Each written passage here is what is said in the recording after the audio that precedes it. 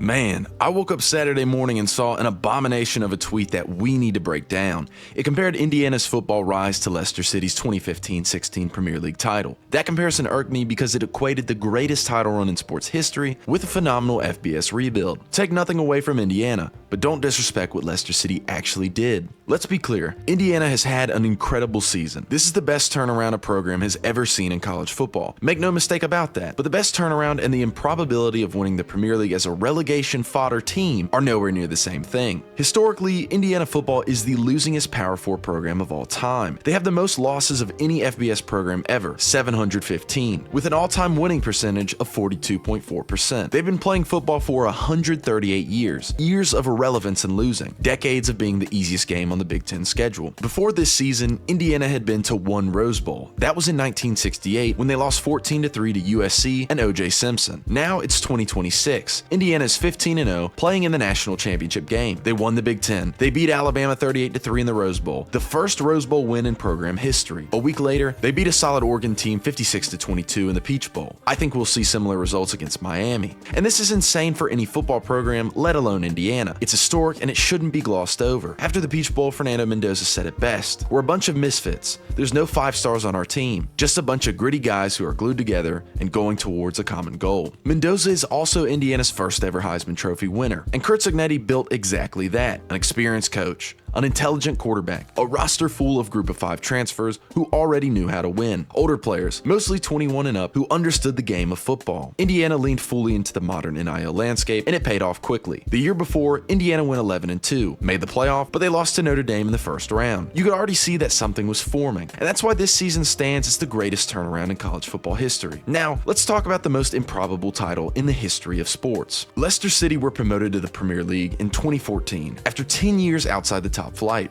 By Christmas of their first season back, they were dead last, bottom of the league. What followed was now what's called the Great Escape. They won 7 of their final 9 matches, avoided relegation by 6 points, and finished 14th. Going into the 2015-16 season, expectations didn't change. Leicester were projected to finish anywhere from the relegation zone to maybe 15th. Their odds to win the league were 5,000 to 1. Their squad was valued at 52.8 million euros. The traditional Big Six operated with squads worth 200 to 400 million Great British pounds, and Leicester didn't have money or the transfer pool. They couldn't fix problems in the transfer window. All they could do was play Moneyball and pray it paid off. They also hired Claudio Ranieri, a proven, experienced manager who leaned fully into counter-attacking footy, and he built the team around it. They signed N'Golo Kanté from Ligue 2 for about £9 million.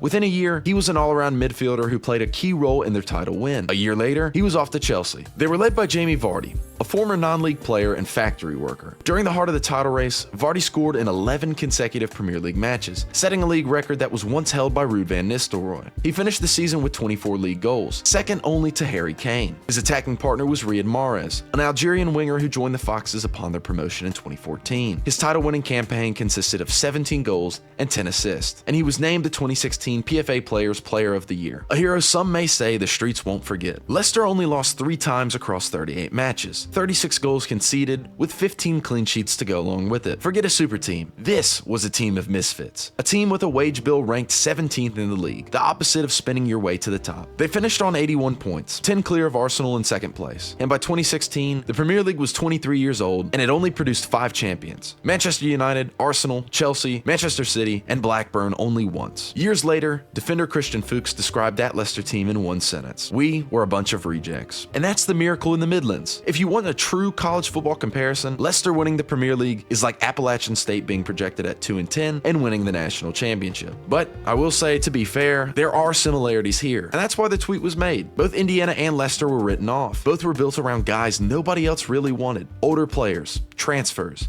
misfits, teams that didn't look right on paper, but figured it out together as one. Indiana cracked that formula in college football and did it faster than anyone ever has. They took a program that had no business being here and shoved it straight into the national title picture. And that itself deserves its own place in history. But Leicester still sits above all of it for me. Leicester didn't use an oil takeover. They didn't get a clean slate. They couldn't reload if any of it went wrong. They were promoted into a league that had been exclusively top-heavy for decades. No money, no transfer pool, and the Foxes won until people believed what they were saying. So yes, I get why people want to line them up and compare the two teams to each other. I just don't simply agree with the conclusion. Indiana pulled off the greatest turnaround college football has ever seen, but Leicester City winning the Premier League is still the most improbable thing sports has ever produced. And I don't think that's ever changing unless hell freezes over. I'm Cobalt Productions. Thank you for listening.